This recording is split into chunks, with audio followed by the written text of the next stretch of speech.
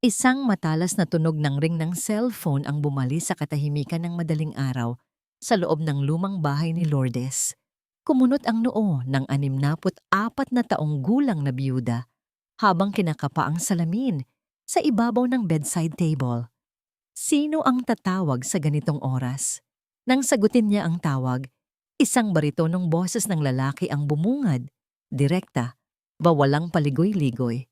Mrs. Villanueva, huling babala na ito.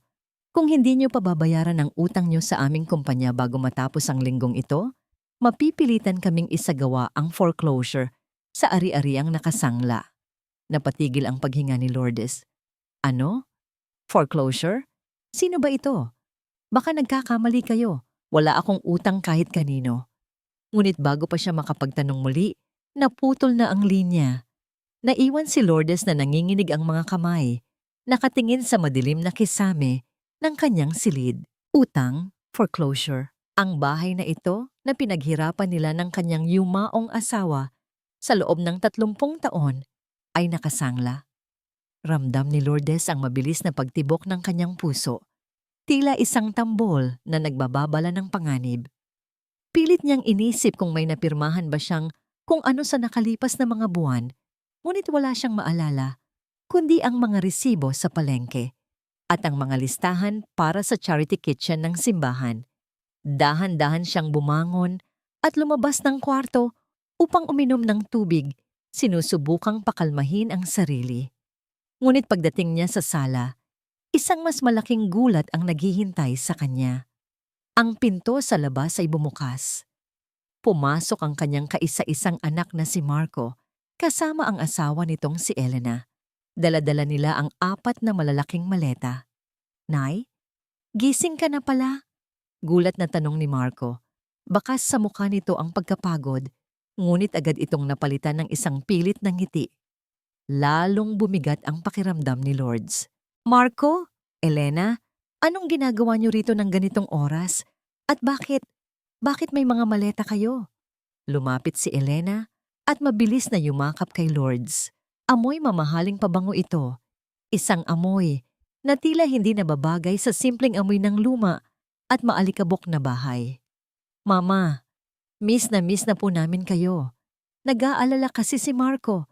Baka raw po nahihirapan na kayong mag-isa rito sa Cebu habang madalas kayong wala dahil sa charity nyo. Malambing ang boses ni Elena, ngunit may kung anong lamig sa mga mata nito na hindi maipaliwanag ni Lourdes. Kaya nagpasya po kami. Dito na muna kami titira para alagaan kayo. Tutulungan namin kayong ayusin ang bahay. Tumingin si Lourdes kay Marco, naghahanap ng sagot. Ang kanyang anak, ang batang dati niyang karga-karga at pinag-aral sa abot ng kanyang makakaya, ay hindi makatingin ng diretso sa kanyang mga mata. Oo, Nay. Mas mabuti nang magkakasama tayo rito. Hayaan niyo kaming bumawi sa inyo. Sa kabila ng takot mula sa misteryosong tawag kanina, naramdaman ni Lourdes ang isang kurot sa kanyang puso. Isang emosyong matagal na niyang kinalimutan. Ang pag-asa. Ang pag-asang marahil ay hindi na siya mag-iisa sa kanyang pagtanda. Na marahil, ang mga panalangin niya sa simbahan gabi-gabi ay dininig na. Salamat anak. Salamat Elena. Nagulat lang ako. Pero nakakataba ng puso na naisip niyo ako. Nakangiting pinunasan ni Lourdes ang isang butil ng luhang pumatak sa kanyang pisngi. Hindi niya napansin ang mabilis na sulyap na ipinagpalit ni Elena at Marco.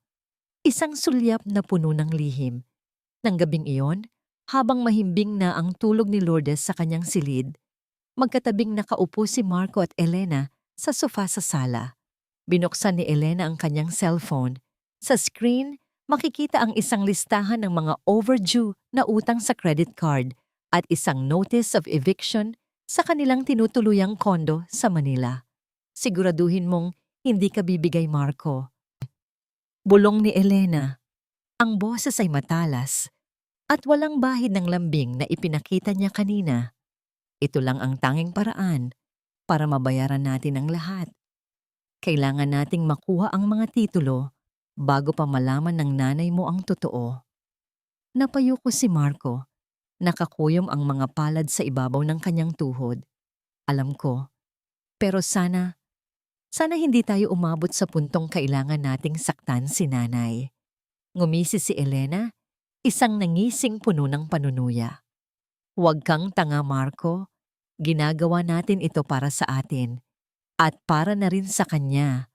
Para may maayos na bahay siya, kahit hindi na sa kanya nakapangalan.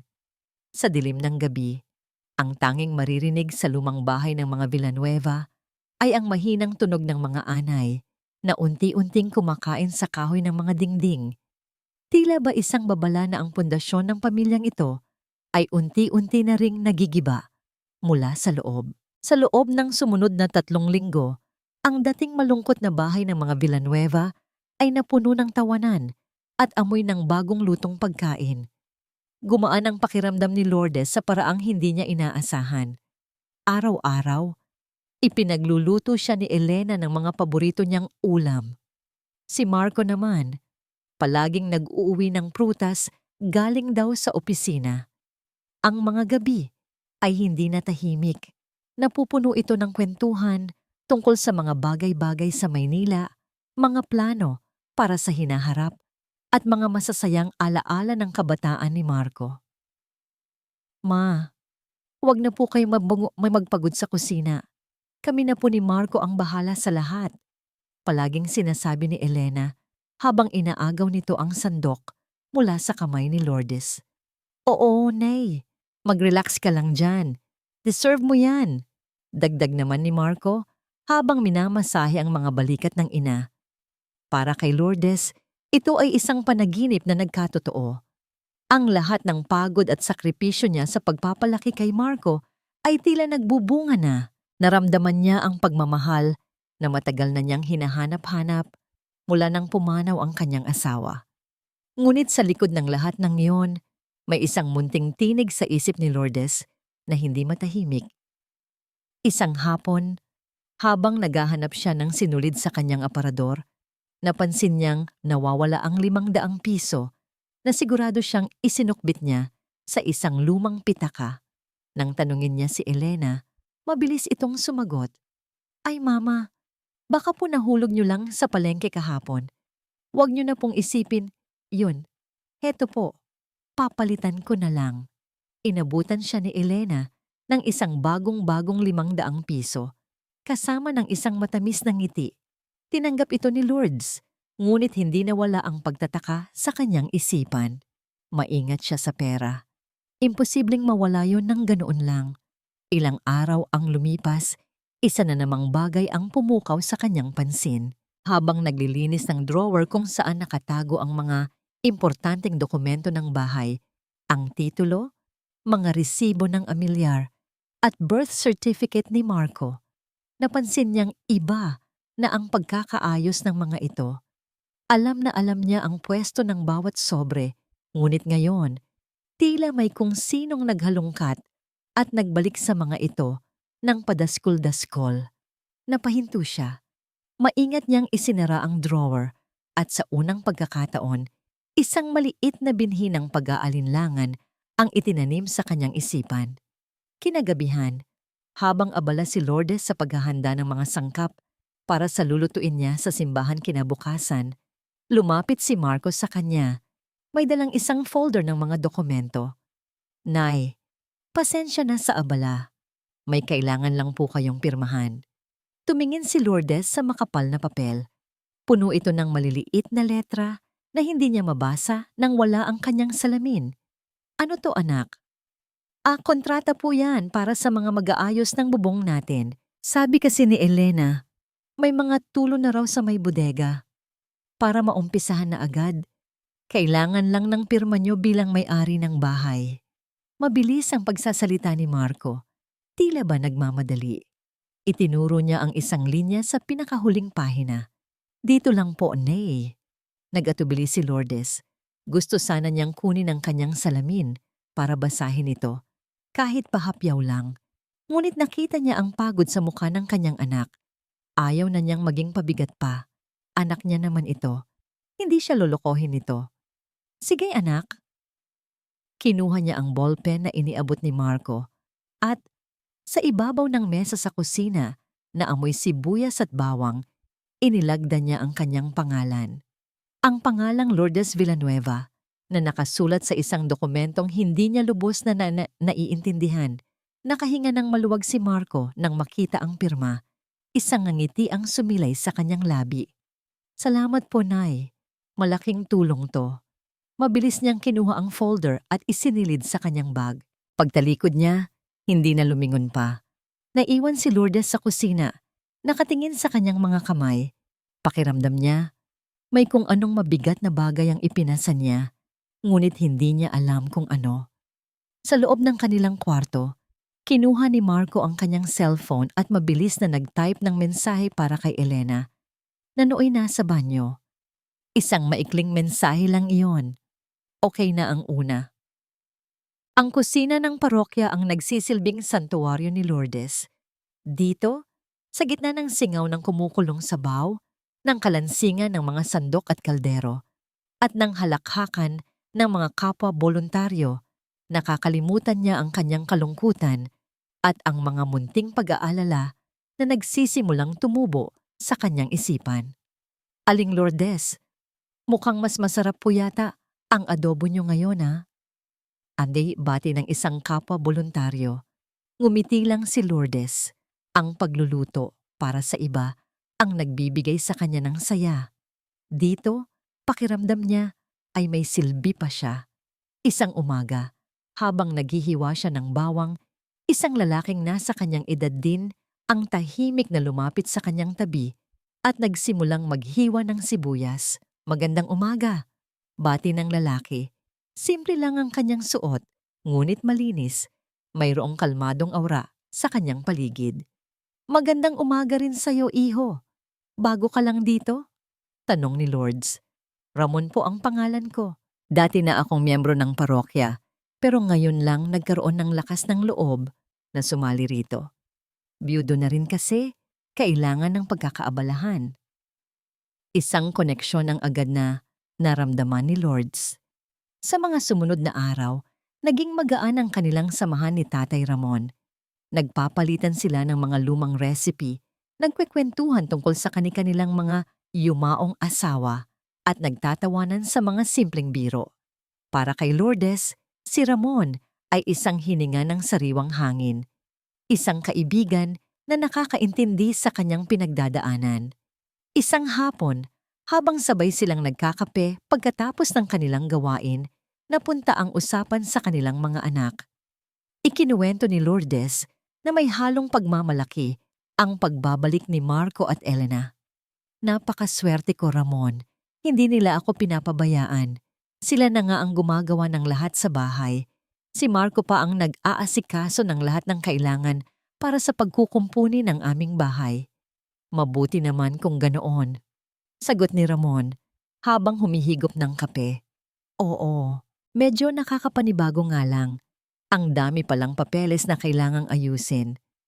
Pirma lang ako ng pirma, sabi ni Lourdes na may bahagyang pag-aalinlangan sa kanyang boses na hindi niya namalayan.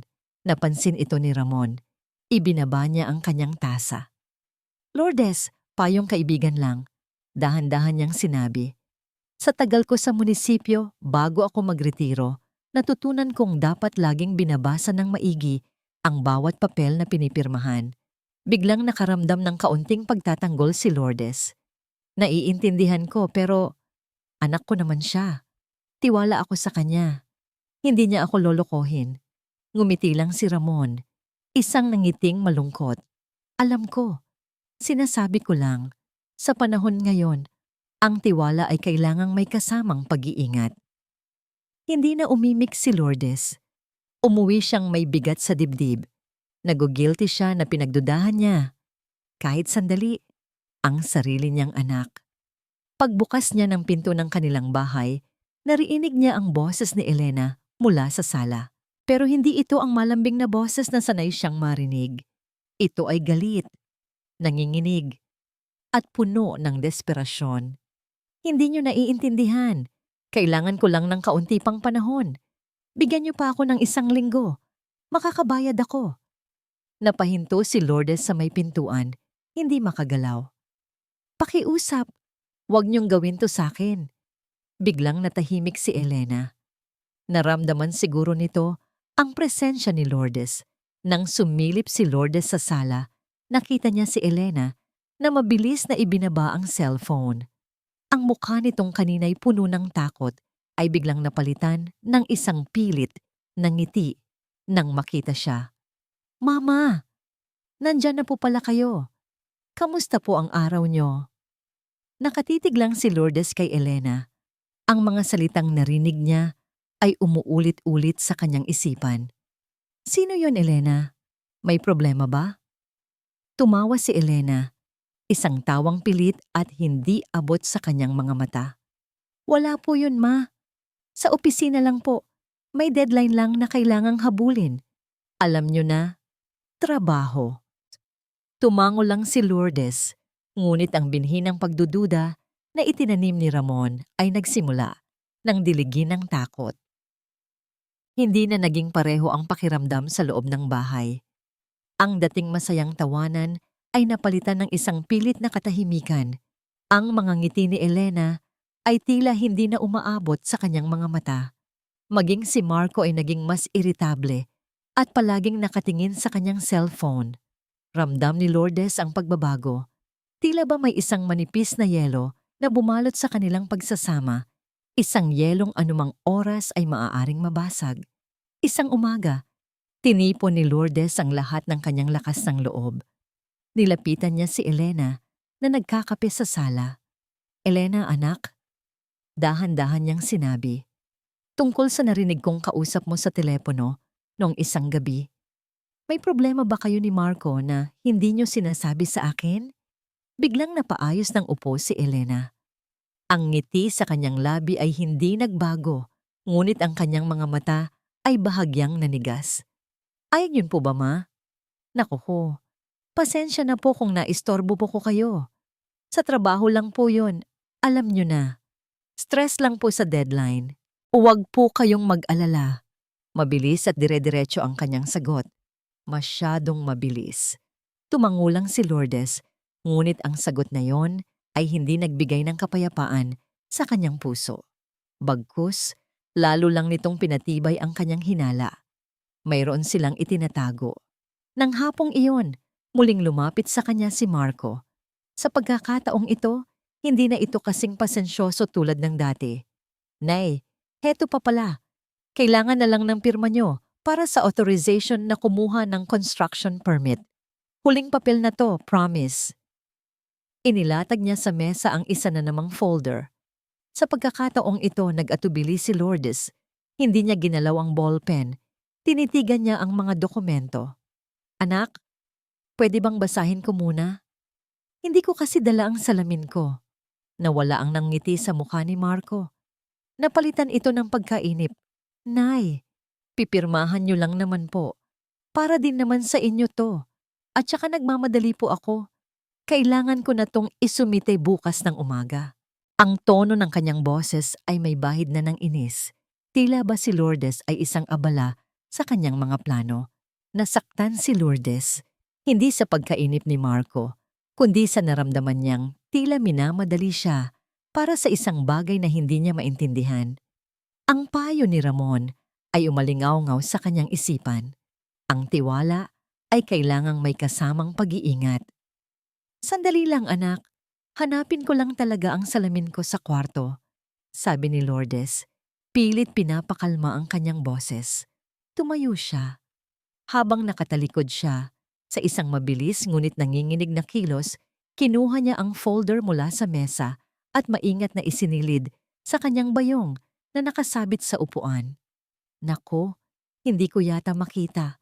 Bukas mo na lang ipapirma sa akin, Marco, para mabasa ko ng maayos. Nakita ni Lourdes ang pagtiim ng bagang ni Marco. Halatang nagpipigil ito ng galit. Sige po, Nay, kayo po ang bahala. Malamig ang kanyang sagot bago ito tumalikod at nagmamadaling pumasok sa kanilang silid. Narinig ni Lourdes ang mahinang pag-uusap nila ni Elena sa loob. Puno ng tensyon. Niyakap ni Lourdes ang kanyang bayong. Sa loob nito ay ang mga papel na maaaring maglaman ng katotohanan. Alam na niya ang kanyang gagawin. Kailangan niyang makausap si Tatay Ramon. Dahan-dahan siyang lumabas ng bahay, sinabing mamimili lang siya ng tinapay sa malapit na panaderya. Habang isinasara niya ang tarangkahan, napasulyap siya sa bintana ng kanilang sala. Nakatayo roon si Marco at Elena, magkatabi, nakatingin sa kanya. At sa kanilang mga mata, hindi pag-aalala ang nakita ni Lourdes, kundi tensyon. Isang tensyon na tila nagsasabing, sana ay hindi niya malaman. Sa isang maliit at tahimik na coffee shop malapit sa simbahan, nanginginig pa rin ang kamay ni Lourdes habang inilalabas ang folder mula sa kanyang bayong. Inilapag niya ito sa mesa sa pagitan nila ni Ramon. "Huminahon ka, Lourdes. Titingnan natin," sabi ni Ramon habang isinasuot ang kanyang salamin sa pagbasa. Mayroong awtoridad at katiyakan sa kanyang boses na bahagyang nagpakalma kay Lourdes. Kinuha ni Ramon ang mga dokumento. Dahan-dahan niyang binasa ang bawat pahina. Sa simula, tumatango-tango lang siya. Ito, mukha namang standard na kontrata para sa home repair. Ito naman, request form para sa mga permit. Bawat salita ni Ramon ay nagbibigay ng kaunting pag-asa kay Lourdes. Baka nga nag-overthink lang siya. Baka dala lang ito ng kanyang pagtanda. Ngunit bigla, napahinto si Ramon sa isang partikular na pahina. Sandali. Isang salita lang yon, ngunit sapat na para bumalik ang kaba sa dibdib ni Lourdes. Muling binasa ni Ramon ang pahina, mas mabagal sa pagkakataong ito. Bahagyang kumunot ang kanyang noo. Ibinaba niya ang mga papel, tinanggal ang kanyang salamin, at tinitigan si Lourdes ng diretso sa mata. Mayroong lungkot at awa sa kanyang tingin. "Lourdes, saan galing ang mga papel na ito?" "Kay Marco. Authorization daw para sa construction permit." Nanginginig na sagot ni Lourdes. Umiling si Ramon. Isang mabagal at mabigat na pag-iling. "Lourdes, hindi ito simpleng authorization para sa permit." Muli niyang kinuha ang papel at itinuro ang isang linya na may maliliit na letra. Ang tawag dito ay Deed of Conditional Sale. Isa itong kontrata ng bentahan. Nakasulat dito, sa mga legal na terminong sadyang ginawang komplikado, na isinasalin mo ang pagmamay-ari ng iyong bahay at lupa sa pangalan ni Marco Villanueva. Nabitawan ni Lourdes ang kanyang tasa. Mabagal na gumapang ang malamig na kape sa ibabaw ng mesa, tila mga luha ng isang pusong nawasak. Anong ibig mong sabihin?" Sa madaling salita, ibinebenta mo ang bahay at lupa mo kay Marco, kapalit ng halagang 10,000 piso na nakasaad dito bilang full payment received. Hindi siya makapagsalita. Tila huminto ang pag-ikot ng mundo. Ang ingay ng coffee shop ay nawala. Ang tanging naririnig niya ay ang malakas na dagundong ng kanyang sariling puso. Pero bakit? Tiningnan ni Ramon ang mga naunang dokumento na pinirmahan ni Lourdes, yung mga inilarawan niya noon. "Ang hinala ko, Lourdes, ang mga nauna mong pinirmahan ay mga special power of attorney. Binibigyan mo siya ng karapatan na i-access ang mga bank account mo na nagpapaliwanag kung bakit unti-unting nawawala ang ipon mo." Pinunasan ni Ramon ang natapong kape gamit ang isang tissue. Ngunit ang mantsa sa puso ni Lourdes ay hindi na mabubura. Si Marco, ang kaisa-isa niyang anak, ang batang minahal niya nang higit pa sa kanyang buhay. Ang lahat ng pagmamahal na ipinakita nito sa nakalipas na mga linggo. Ang mga yakap, ang mga ngiti, ang mga salitang "mahal kita, Nay." Lahat ba yun ay isang kasinungalingan? Napayuko si Lourdes at ang mga luhang kanina pa niya pinipigilan ay nagsimula ng pumatak. Isang patak, dalawa. Hanggang sa ito'y naging isang agos ng sakit at pagtataksil. Hinawakan ni Ramon ang kanyang kamay.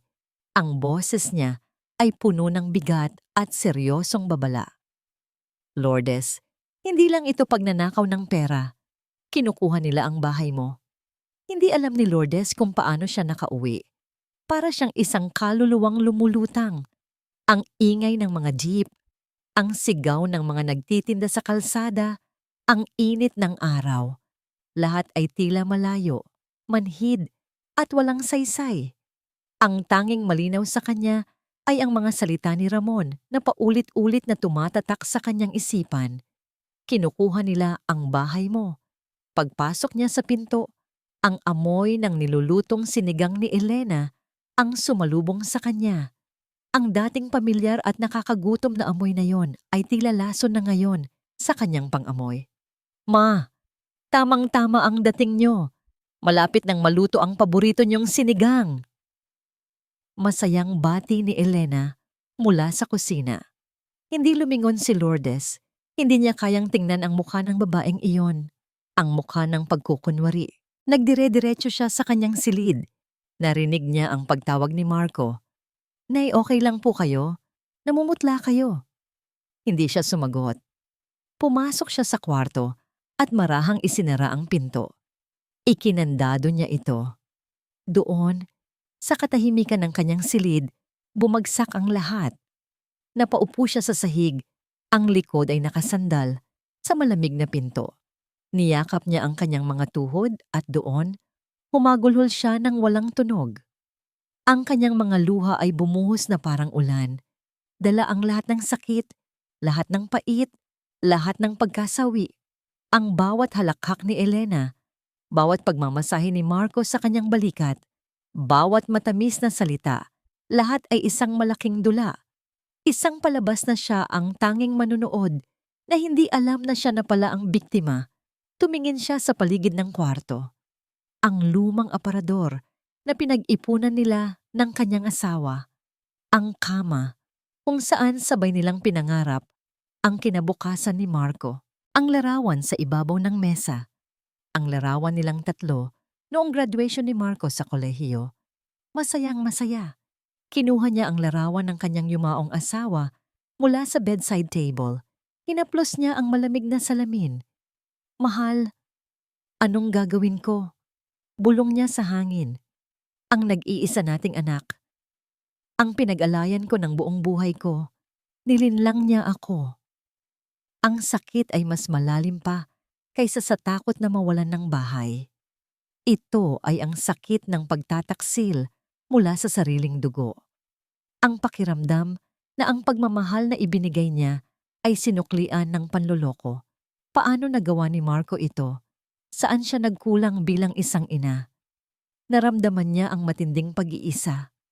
Wala siyang asawa na masasandalan at ang anak na inaasahan niyang mag-aalaga sa kanya ay siya pa palang magiging dahilan ng kanyang pagbagsak. Pakiramdam niya, siya ang pinakatanga at pinakakaawa-awang babae sa buong mundo. Nawalan na siya ng pag-asa. Paano siya lalaban? Isang matandang babae laban sa sarili niyang anak. Sa gitna ng kanyang pagluha, biglang nag-vibrate ang kanyang cellphone na nasa loob ng kanyang bulsa. Isang tunog na kinatatakutan na niya. Nanginginig niyang kinuha iyon. Inaasahan ang isa na namang masamang balita. Ngunit isa itong text message mula kay Ramon. Binuksan niya ito. Maikli lang ang mensahe. Huwag kang susuko. May paraan pa. Magkita tayo bukas kasama si Father Anthony. Nabasa niya ang mga salitang yon ng paulit-ulit. Huwag kang susuko. May paraan pa. Hindi nito pinawi ang sakit sa kanyang puso. Hindi nito binura ang katotohanan ng pagtataksil. Ngunit sa gitna ng madilim at malawak na karagatan ng kanyang kalungkutan, ang mensaheng iyon ay isang maliit na ilaw. Isang pahiwatig na marahil hindi pa ito ang katapusan. Marahil hindi siya nag-iisa sa laban na ito. Pinunasan niya ang kanyang mga luha. Nanginginig pa rin siya, ngunit ang pagyanig ngayon ay hindi na lang dahil sa sakit. May kasama na itong isang bagong damdamin, isang maliit na binhi ng determinasyon. Kinabukasan, sa maliit na opisina sa likod ng kumbento, ang amoy ng lumang papel at kandila ang bumalot sa paligid. Maga pa ang mga mata ni Lourdes at bawat paghinga niya ay tila may kasamang bigat. Ngunit sa kauna-unahang pagkakataon sa loob ng 24 na oras, hindi siya nag-iisa sa kanyang pasanin. Katabi niya si Ramon, na tahimik na nakaupo at nagbibigay ng suporta. Sa tapat nila ay si Father Anthony, ang kanilang kura paroko, na may maamong mukha at nag-aalalang mga mata. At sa tabi ng pari, naroon ang isang dalagitang abogada. Bata pa ito, marahil ay nasa huling 20s lang, ngunit may talas at kumpiyansa sa kanyang mga mata. Lourdes, ito si Attorney Reyes, pagpapakilala ni Father Anthony. Isa siya sa mga parokyano natin na naglalaan ng libreng serbisyong legal para sa mga nangangailangan. Tumango si Attorney Reyes, Mrs. Villanueva, nabasa ko na po ang mga dokumento na dinala ni Sir Ramon at malinaw po ang sitwasyon. Huminga ng malalim ang abogada. Tila inihahanda si Lourdes sa kanyang sasabihin. Ang ginawa po sa inyo ay isang uri ng panlilinlang. Ang tawag po namin dito sa batas ay vitiated consent. Ibig sabihin, nilinlang kayo para pumirma sa isang bagay na hindi nyo lubos na nauunawaan. Dahil doon, ang mga kontratang pinirmahan nyo, kasama na ang deed of conditional sale, ay maaaring ipawalang bisa sa korte. Sa unang pagkakataon, isang sinag ng liwanag ang tumagos sa madilim na isipan ni Lourdes. Iipawalang bisa? Ibig sabihin, may pag-asa pa? Opo, mariing sagot ni Attorney Reyes. May pag-asa po. May laban po tayo. Mayroon po tayong dalawang opsyon. Pwede tayong magsampa ng kasong kriminal para sa estafa at falsification. O kaya naman, maaari tayong humiling ng isang formal na pagpupulong para pilitin silang voluntaryong iatras at kansilahin ang lahat ng dokumento, kapalit ng hindi na natin sila idedemanda. Natahimik si Lourdes. Ang ideya na ipakulong ang sarili niyang anak ay tila isang punyal na itinarak sa kanyang puso. Masakit. Ngunit ang ideya na hayaan na lang ang ginawa nito ay isa namang sampal sa kanyang dignidad. Nakita ni Father Anthony ang pagtatalo sa kanyang mukha. Lumapit ito at marahang ipinatong ang kamay sa kanyang balikat. Sumunod si Ramon. Ipinatong din ang kamay sa kabilang balikat ni Lourdes. Naramdaman niya ang init ng kanilang suporta. Hindi na siya nag-iisa. Hindi po ako maghihiganti, mahinang sabi ni Lourdes habang pinipigilan ang muling pagpatak ng kanyang mga luha. Gusto ko lang pong makuha ulit ang kapayapaan ko. Gusto ko lang maibalik ang kung anong sa akin. Huminga siya ng malalim, isang hiningang nagmula sa kaibuturan ng kanyang kaluluwa. Tumingin siya ng diretso kay Attorney Reyes at sa kanyang mga mata, ang dating lungkot ay napalitan ng isang bagong apoy, isang apoy ng determinasyon. Gagawin ko po ang tama. Ngumiti si Attorney Reyes, isang ngiting puno ng respeto. Tumayo ito at may kinuha mula sa kanyang bag, isang napakaliit na voice recorder. Kung ganoon po, uumpisahan na nating ihanda ang lahat. Pero pansamantala, para lang po sa inyong seguridad, sabi ng abogada habang iniaabot ang recorder kay Lourdes. Itago niyo po ito. Huwag niyo pong gagamitin maliban na lang kung sa tingin niyo ay kailangan. Isang recording lang ng pag-amin nila ay sapat na para masigurado ang ating panalo. Kinuha ni Lourdes ang maliit na aparato. Sa kanyang palad, naramdaman niya ang bigat nito. Hindi lang ito isang piraso ng teknolohiya. Ito ay kapangyarihan. Ito ay proteksyon. Ito ang simula ng kanyang paglaban. Sa pagbabalik ni Lourdes sa bahay, may bago sa kanyang mga kilos. Ang dating bahagyang pagkakayukod ng kanyang mga balikat ay napalitan ng isang tuwid na tindig. Ang dating nag-aalinlangan niyang mga hakbang ay naging panatag. Napansin ito ni Elena at Marco. Nagkatinginan sila. Iniisip na marahil ay natanggap na ng matanda ang sitwasyon at napagod na sa kalungkutan.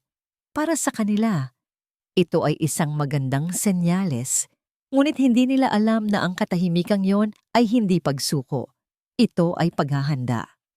Ako na ang magluluto ng hapunan, sabi ni Lourdes nang makita niyang papunta na si Elena sa kusina. Ang boses niya ay kalmado, ngunit may bigat at hindi matitinag. Nagulat si Elena. Pero ako na, Elena. Pag-uulit ni Lourdes, Hindi nakatingin sa kanya. May gusto akong ilutong espesyal para sa inyo. Walang nagawa si Elena kundi tumango at bumalik sa sala, kung saan naghihintay si Marco. Nagkibit-balikat na lang sila. Sa kusina, kumilos si Lourdes ng may kakaibang pokus. Inilabas niya ang pinakamagandang kaldero, ang mga sangkap na sariwa.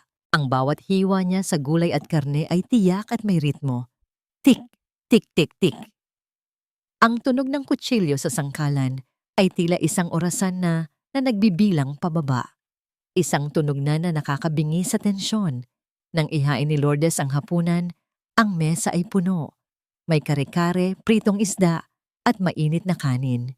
Isang piging, ngunit walang nagsasalita. Ang tanging maririnig sa kanilang hapagkainan ay ang mahinang kalansing ng mga kutsara at tinidor sa plato. Hindi mapakali si Elena sa kanyang upuan. Sinubukan niyang basagin ang katahimikan. Ang sarap po nito, ma. Parang may okasyon po, ah. Pilit niyang pinasigla ang boses. Hindi ngumiti si Lourdes. Ibinaba niya ang kanyang kubyertos at tinitigan ang kanyang anak. Direkta sa mga mata. Omo, Marco, sabi niya. Ang boses ay malinaw at hindi nanginginig. Marami tayong kailangang pag-usapan bukas. Naramdaman ni Marco ang panlalamig ng kanyang batok. Ngunit pilit niyang itinago ito sa isang ngiti. Tungkol po saan, Nay? Tungkol sa bahay na ito, sagot ni Lourdes. Tungkol sa kinabukasan nating lahat. Mag-usap tayo bukas, pagkatapos ng almusal. Isang pulong ng pamilya. Isang mabilis na sulyap ng tagumpay ang nagdaan sa pagitan ni Marco at Elena. Ito na ang hinihintay nila. Ang huling pag-uusap bago mapasa kanila ang lahat. Pagkatapos ng hapunan, nagpaalam na si Lourdes na magpapahinga na. Ngunit sa loob ng kanyang silid, hindi siya natulog. Kinuha niya ang kanyang cellphone. Dahan-dahan, ngunit may katiyakan, nag-type siya ng isang maikling mensahe at ipinadala ito sa 3 tao. Kay Ramon, kay Father Anthony, at kay Attorney Reyes. Ang mensahe, bukas, 9:09 ng umaga, dito sa bahay. Pagkatapos, tumayo siya at tiningnan ang larawan ng kanyang asawa. Hinaplos niya ito, wala nang luha sa kanyang mga mata. Para sa atin ito, mahal, bulong niya sa hangin, para sa lahat ng pinaghirapan natin. Ang bitag ay handa na, 9:09 ng umaga. Ang sala ay nalilinis at maayos. Nagtimpla si Lourdes ng kape, 3 tasa, tulad ng isang normal na umaga. Sa tapat niya, sa sofa, ay nakaupo si Marco at Elena. Ang kanilang mga ngiti ay hindi maipinta. Inilabas pa ni Marco ang isa pang dokumento mula sa kanyang bag. Handa na para sa huling pirma. Para sa kanila, ito na ang araw ng kanilang tagumpay. Salamat po ulit sa pag-unawa, Nay. Panimula ni Marco, ang boses ay puno ng pekeng pasasalamat. Ito pong huling papel na ito ay para lang po sa ding-dong. Ang tunog ng doorbell ay pumutol sa kanyang mga salita. Nagkatinginan ng mag-asawa. May bisita po ba kayo, Nay? Tanong ni Elena. Hindi sumagot si Lourdes. Dahan-dahan siyang tumayo, lumakad papunta sa pinto, at binuksan ito. Ang unang pumasok ay si Father Anthony. Ang kanyang presensya ay nagdala ng isang solemne na katahimikan sa silid. Sumunod si Tatay Ramon. Ang kanyang mga mata ay nakatutok lamang kay Lourdes, nagbibigay ng tahimik na suporta. Kasunod nila, pumasok si Attorney Reyes. Dala ang isang itim na portfolio. Ang kanyang mukha ay kalmado at profesional. At sa huli, pumasok ang isang lalaking nakauniporme, isang kinatawan mula sa opisina ng barangay na nagsilbing opisyal na saksi. Napatayo si Marco at Elena. Ang mga ngiti sa kanilang mukha ay unti-unting naglaho, napalitan ng pagkalito, pagtataka, at dahan-dahang pag-usbong ng takot. Nay, anong ibig sabihin nito? Nanginginig na tanong ni Marco. Hindi si Lourdes ang sumagot. Magandang umaga po, Mr. and Mrs. Villanueva. sabi ni Attorney Reyes. Ang boses ay malinaw at walang emosyon. Ako po si Attorney Reyes. Narito po kami para sa isang formal na pagpupulong na hiniling ng kliyente ko, si Mrs. Lourdes Villanueva. Inilatag ng abogada ang kanyang portfolio sa ibabaw ng center table, sa tabi mismo ng mga dokumentong inihanda ni Marco. Ang mukha ni Elena ay namutla na parang papel. Hinawakan niya ang braso ni Marco. Hindi ko alam ang sinasabi mo. Depensa ni Marco, sinusubukang maging matatag. Hindi natinag si Attorney Reyes. Binuksan niya ang portfolio at inilabas ang mga papeles na pinirmahan ni Lourdes. Noong nakaraang buwan, pinapirma niyo po si Mrs. Villanueva sa isang special power of attorney na nagbigay sa inyo ng access sa kanyang mga bank account. Pagkatapos, pinapirma niyo siya sa isang deed of conditional sale na sa esensya ay naglilipat ng pagmamay-ari ng bahay at lupa na ito sa inyong pangalan. Bawat salita ng abogada ay tila isang malakas na sampal sa mag-asawa. Ang mga dokumentong ito ay pinirmahan sa ilalim ng vitiated consent. Patuloy ng abogada, ginamit niyo po ang tiwala ng inyong ina para linlangin siya. Sa ilalim ng batas, ito po ay may katumbas na parusang kriminal, estafa through falsification of documents. Sa pagbanggit ng salitang kriminal, tuluyang bumagsak ang depensa ni Marco. Tumingin siya sa kanyang ina, ang mga mata ay nanlalaki sa takot at desperasyon. Nay, hindi totoo yan. Nay, maniwala ka sa akin. Ngunit si Lourdes ay hindi na nakikinig. Nakatitig lang siya sa kanyang anak at sa kanyang mga mata. Nakita ni Marco hindi galit, kundi isang malalim na kalungkutan.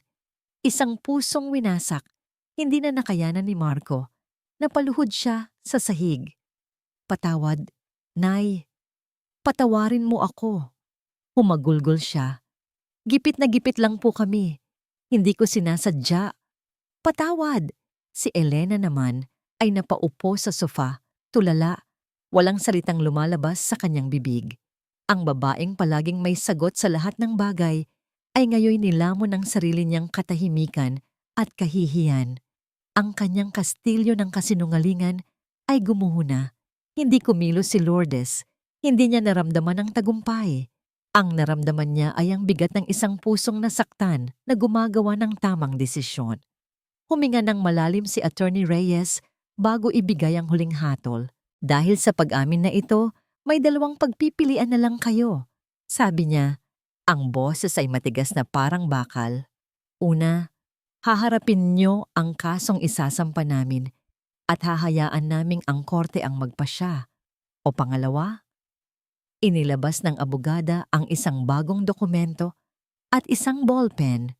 Pipirmahan niyo itong kasulatan na nagpapawalang bisa sa lahat ng naunang dokumento.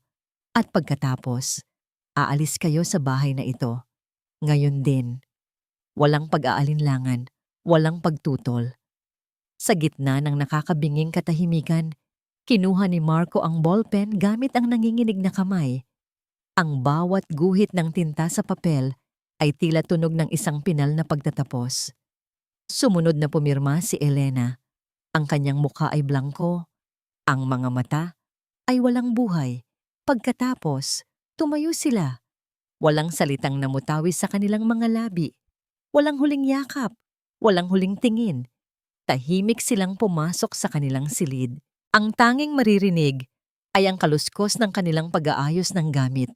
Ang tunog ng pagliligpit hindi lang ng damit, kundi ng isang kabanata ng kanilang buhay na puno ng kasakiman at pagkakamali. Nanatili si Lourdes na nakaupo. Pinapanood ang bawat sandali.